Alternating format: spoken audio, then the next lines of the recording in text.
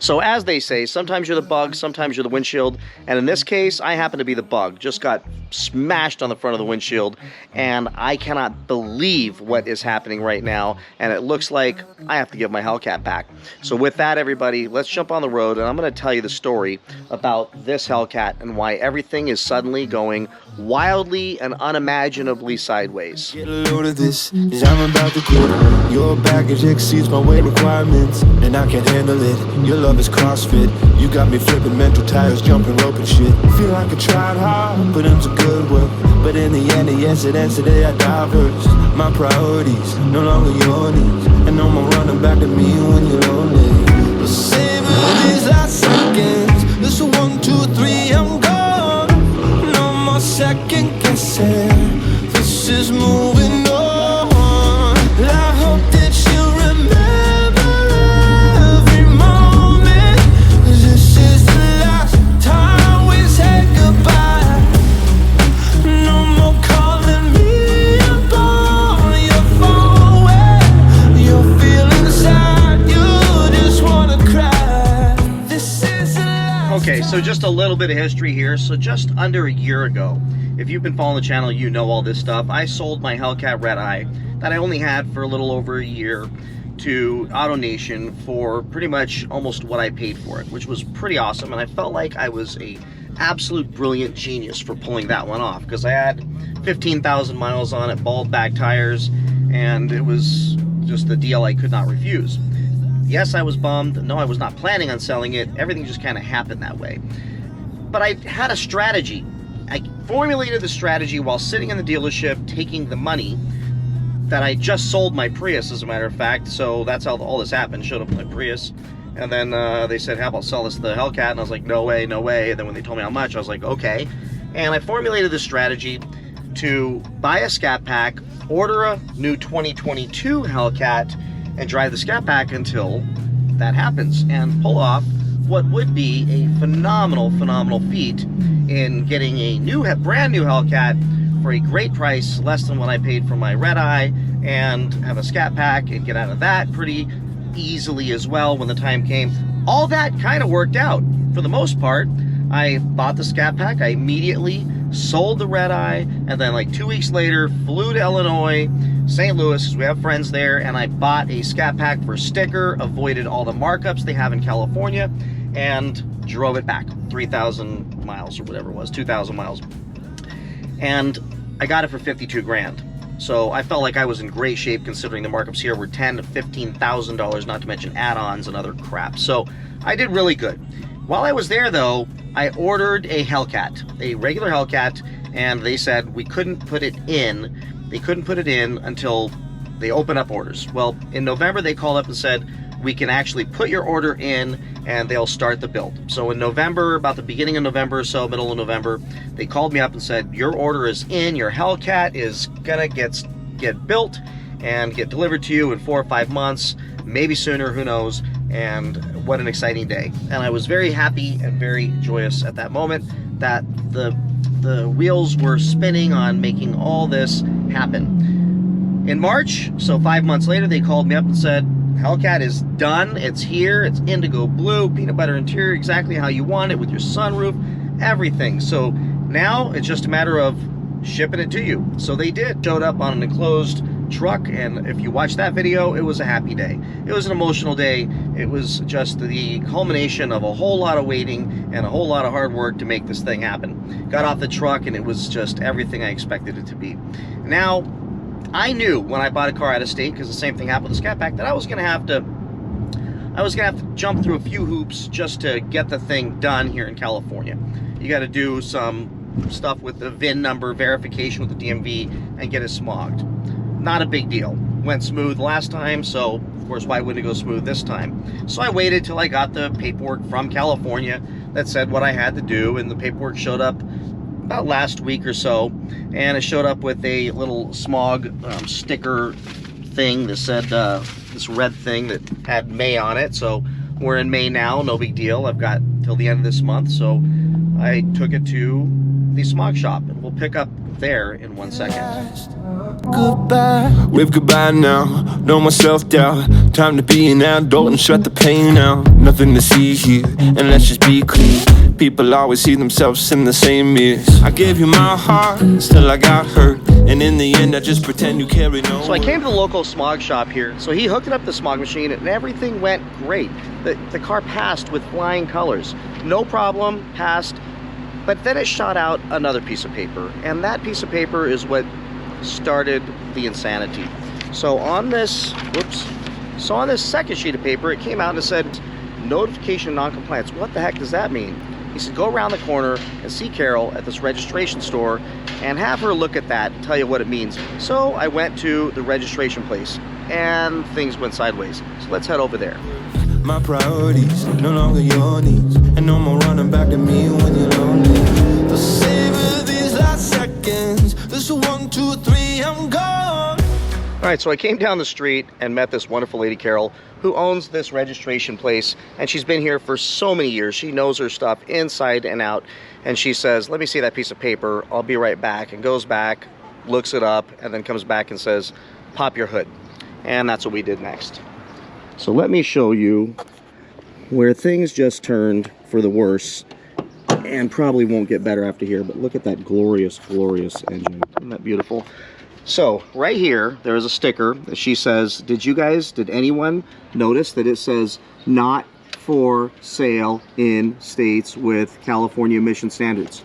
Not for sale in states with California emission standards. It says it right there in clear English, impossible to miss, unless you're not looking for it, which apparently none of us were. And I'm not going to blame the dealer. I'm not going to get mad at anybody because it doesn't help the situation at all. And the reality of it is I ordered this thing with a California address. Everybody knew it was coming to California, but according to this, it should have never come to California. So it is not a California compliant vehicle. It's what they call a 49 state vehicle. And this state is not one of those 49 where this car can be sold in. So now I'm stuck in a bad situation. So let's talk about where we go from here. I mean, could you imagine you get this car and have it for 55 days and find out that you don't get to keep it anymore? Like, you just gotta imagine what's going through my mind. And it's got the rear diffuser on it, so that would probably have to get put back to stock. This is just sad. All right, let's get in the car and talk about this a little more. All right, so what does all this mean? Got a sticker under the hood that says this car cannot be sold in California. And I had to think, you know, there's gotta be a way around this. Like, this car passed smog. This doesn't make any sense. Well, California's stupid. And yes, you all remind me of that in the comment section periodically, calling it California and all kinds of other things. And I've made absolutely sure that I never ever talk politics on my channel, and I'll just give you the reason why. Is because I like all of you right now, and the second we inject politics into the conversation, we may not like each other, and that's the stupidest reason not to like each other. I hang out with car people every single weekend, and I love them, and I don't care what their politics are, because they are cool, fun people. And the second I get into politics with them, we end up fighting, and I'm not gonna do that. Did it enough with my family, I'm not gonna do it. If you can't figure out what side of the political fence I'm on by where I live, the county, and the cars I buy, then you're missing some screws. But that's not the conversation I'm gonna have right now. I'm just gonna make the point that I get it, California's stupid, and this is the kind of stupidity I deal with. The ridiculous high taxes, the stupid $7 a gallon gas prices for premium, and all the other ridiculous insanity that continues to come with the state of California, but does not, so far, has not taken away from the fact that I can swim in my pool 12 months a year, and it's only maybe a few weeks a year here and there where it's too uncomfortable and cold to go out and do things wearing shorts. So I really, really love the weather. I love California for the opportunities it's given me, meaning the income that I have that I probably could not duplicate anywhere else. So that's the end of that diatribe. But save your political conversation in the comments for somebody else's channel, because we're not going to do the politics here. Yes, California's stupid. I agree. It's ridiculous. It's dumb. The emissions things are crazy. Heck, if it was up to them, we would never have a gas car again here. I get all that stuff. But I'm not at a place in my life to where I can retire and move out of California. So for now, I'm here. And I have this problem. And the problem I have is this thing, technically, legally, cannot be sold in California. I've read everything online. I stayed up half the night the other night trying to find a way myself while the dealer was working on this to find a way around this. But when a car is manufactured and sold as a 49 state vehicle, from what I've read, that's what it is. And there's absolutely nothing anybody can do. Yes, the dealer's going to try to talk to the manufacturer and find out if it was a mistake or if there's anything that can be done. But it's not about equipping the car with smog equipment. Remember, it passed smog. Meaning, if this car had 7,500 miles on it and was being sold as used to me in California, I could have bought it. That's how the California dumb law works, which is 7,500 miles and above. This car could be sold to California and be here registered just fine. Because it was a new car and had no miles on it and was sold in California, that was technically against California law. So now I can't do anything about it. And before you say, well, why don't you just throw it on blocks? That was a comment one of my friends had. Throw it on some blocks and run it to 7,500 miles and then go register it. You can't, because it was already sold as new. I can run it to 7,500 miles, and there are people out there that have done that thinking that would solve the problem. And they went to the DMV and found out that nope, if the car was sold new as a non-California compliant vehicle, it had less than 7,500 miles, that it's just simply not registerable in California. It needs to go to another state, get registered there, driven to 7,500 miles, and then it can come here. At that point, the value's dropped on the car, so that would make no sense. So should I find a friend and register this thing? Well, I don't want to do that. Look at that. Look at that scat pack right there. Oh, that's nice. Probably California compliant. Anyways, I'm not going to go through all that because then I'd be lying, and I hate seeing all the cars out there with other state license plates, because it just screams out, unless it's a Bugatti or something, or exotic car that's just ridiculous, it just makes no sense for me to do that. And I'm not going to do that. So that means that most likely this car has to go back, and I'll probably find out Monday or Tuesday if that's the case. And I'm telling you, so far I cannot find anything that tells me otherwise. So that means that they're going to end up having to send a truck out here, and they've already said they would, and they've been incredibly honorable about the whole thing and apologetic. And I just got to say, don't beat up on the dealer. Look, when things like this happen in life, I mean, I have to come from a place of, look, I can blame other people and get mad and throw a fit, or I can deal with the situation that we're dealing with now. Because I won't be financially injured, I will be upset, and I am bothered, and I am pretty frustrated because I got to restart this whole process all over again somehow. But I'm not going to punish them for it. They're going to do the right thing. They're going to return my money, take the car back, and then I'm going to figure out what my next step is. As soon as we get back to the house, I'm going to tell you what my plans are and my thoughts are if all this ends up taking place next week. This is the last time, so make it last. Goodbye, no more second guessing. Alright, so the other thing that sucks is I bought all this stuff for the Hellcat and I've been planning to do a video. Today was the day I was going to do the video, actually, to put my cold air intake on, my leg maker, and my dash cam, and hardwire the dash cam, my puddle lights, for my radar detector also, we can put that in, my slip low, front splitter guards, my retractable license plate. I had all this planned for today, and I can't put it on, because obviously I'm not going to fix up their car, since it's probably going back next week. That even just seems weird for me to say. But now let's talk about my plan. What will I do next? I'm stuck in this situation. It's crappy. I'm upset. I'm angry. I'm frustrated. I don't want to take it out on anybody because it was a mistake. Certainly for the dealership, it sucks for them to have to unwind a car. I've got 1,200 miles on it. They have to unwind the car, take it back and resell it. They'll probably get good money for it, probably more than they sold it to me for, so at least they'll be okay. But either way, it's just a mess all the way around. I mean, I've got the car loan, went on my credit. Hopefully that comes off, since I haven't even made a payment yet on this thing, so that'll have to get figured out. Just a whole bunch of crap. Get the taxes back that I paid and my down payment. I mean, it's just all the way around, it's a mess. So let's talk about where I'm going to go from here then. if this is what's going to happen. So this is even hard for me to say, because it seems almost insane that this is what's happening right now. But what I'm going to have to do, if I have to return this thing next week, is not give up. I have to stay focused on the mission, and I have to maybe even make this into a positive. And while right now that seems very hard to do, I think I have a solution. So I need to find a Scat Pack or some kind of Dodge to drive, because frankly, I love you all, but you're merciless with my channel if I don't do Dodge content.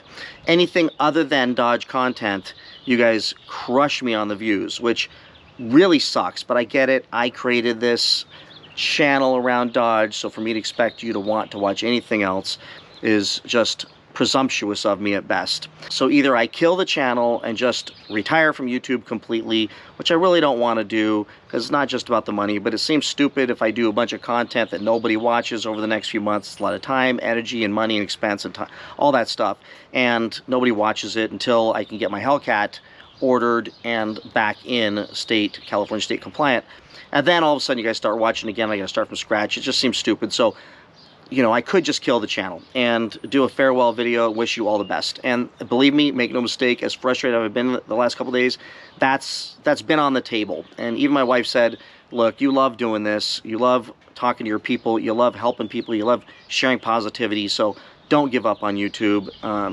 That's not who you are. And she's right. I mean, how would it be that a channel that is named OC Motivator, the guy gives up because of this situation? So I'm not going to give up, but that means I got to get out there and I got to find, just like I went through this last 6 months or 9 months, I got to find another Dodge to make sure I deliver you all consistent, good Dodge Mopar content. Yes, Lamborghini's still going to be on the channel sometimes, and I'm going to mix this content up, but I got to find a Dodge. So that's my plan. I'm going to go find something. Maybe I'll get a Challenger this time. Since I've already committed to daily driving the Toyota Camry, there she is over there, then I don't need to worry about daily driving, which means I can just do something stupid. So in the comment section below, give me your ideas. And now, when I buy that car, I'm also going to, and here's the plan, if all this happens, I'm going to put an order in and make sure it's California compliant for a red-eye jailbreak and freaking load that thing up to the hilt. I'm going to push to break the $100,000 mark if I can. I'm going to go insane with that car, because the way I look at it now, when I bought this thing, it was going to be my daily driver, and then gas prices went to $7 a gallon in California. So now that I know that I'm not going to daily drive it, I can get something ridiculously stupid and out of control. And why not get the jailbreak? And why not do all the engine mods? And why not just go crazy? What the hell? If I'm going to have to go through this crap, on the other side, there better be something even better. And at this point, since I'm not going to daily drive it, I'm just going to get the red eye, and I'm going to get the jailbreak, and I'm going to get it specced out to the hill. So if I find out this thing's going back, we're going to do another video on how I'm going to spec it out. And I have some ideas already that are going to make this thing look and be pretty damn insane. So stay tuned for that. So with that, everybody, you know, please don't beat up on the dealer in the comments. I mean, mistakes happen. Manufacturer, I believe these guys did everything they could do, and somehow the car got shipped with 49 state only compliant, not California. So nobody meant to do it. Certainly it's a crappy situation for all of us all the way around. So now we're just going to have to figure out how to get through it. And in the meantime, it's just going to be more content for you all to watch, because I'm not going to quit YouTube. Yeah, it was on the table, but I can't let go of an audience I've worked so hard to build. So with that, please, how you help keep me committed to this thing also, if you like the videos, is to like, subscribe, and comment, and be positive, and always stay motivated, because sometimes in life it's really hard to stay positive and stay motivated, and right now I'm having a little struggle. And I will see you all in the next one. Take care. Bye-bye.